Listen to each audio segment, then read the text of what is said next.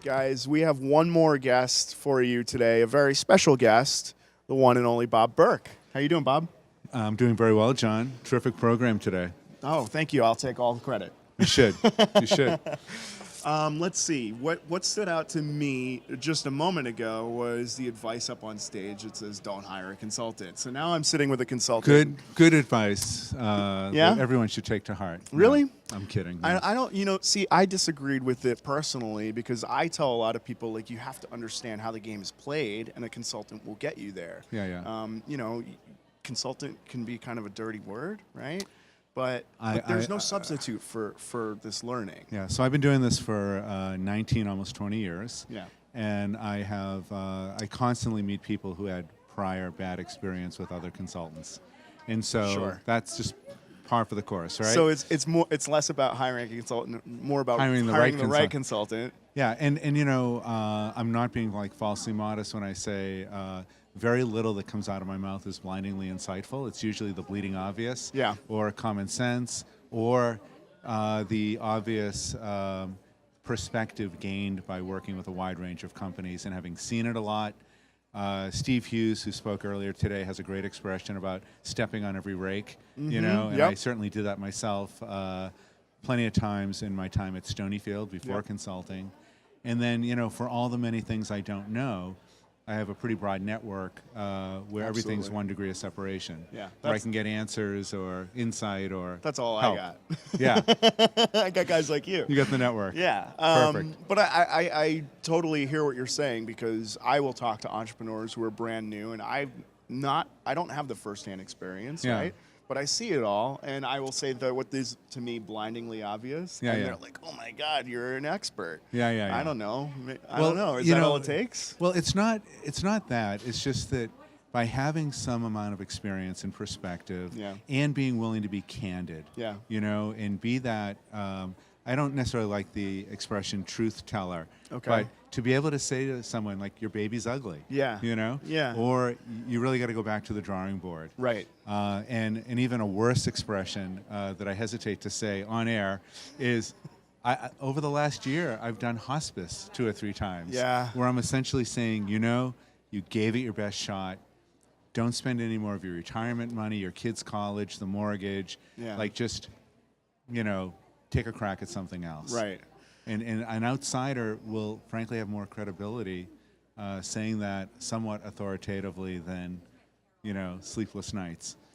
I mean, it's a good point. And sometimes we see products that are just, where is this going to go type of thing. And I would feel worse telling someone, like blowing smoke at them and telling them, oh, go for it, shoot for the moon. And when we all kind of have our own ideas of like, you might need to dial this back a whole lot before it's viable. Yeah. So I think part of what you're capturing is helping people shortcut the learning curve. Yeah. And so if you can avoid mistakes that other people have made 100 times, or if you can get a little perspective on thinking things through like pricing and organization, and you can do better here, you can do better there.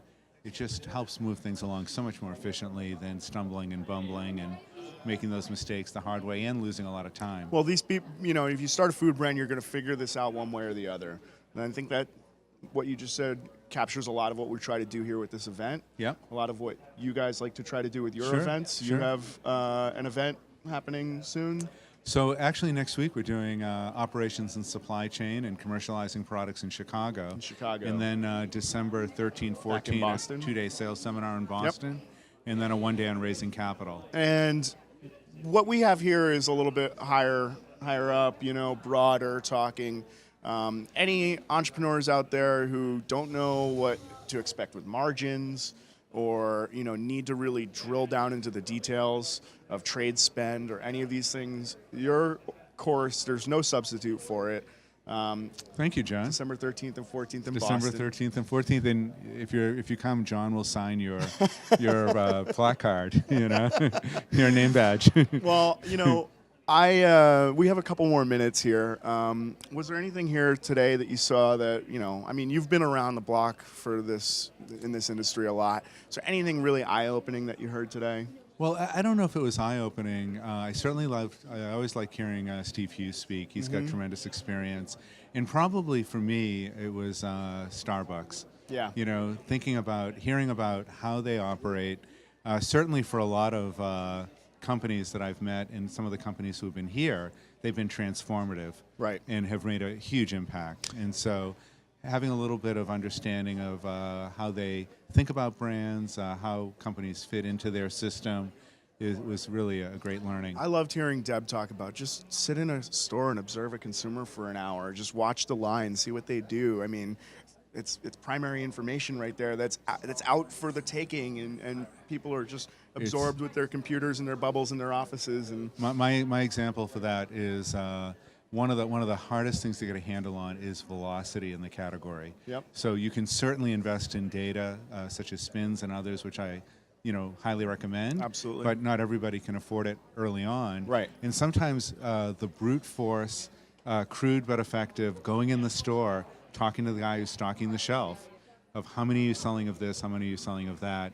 You do that 3 or 4 times, you'll get a pretty good idea, enough that it works for your model. Okay, and to just bring this full circle, are there people who shouldn't hire like a good consultant? I mean, to me, it's a no-brainer if they have access to a guy like you who has all this experience. Like, sure. So my all-purpose advice for both consultants but other service providers is just being really clear on expectations and objectives. So if you talk about what you want to accomplish, within what time period, for what kind of a budget, and that all makes sense, then hold people accountable. Yep. And I welcome being held accountable, and that's how I've always worked. Okay. So. Well, if you can get a hold of this guy at this point, because I think you're really busy right now, but thanks. Let's bring it back around. Bob Burke, so great to have you here. Thanks, John. Appreciate it. And I guess we're going to go back to the program here soon. I think lunch is wrapping up. So, thanks. All right, guys, thanks for tuning in.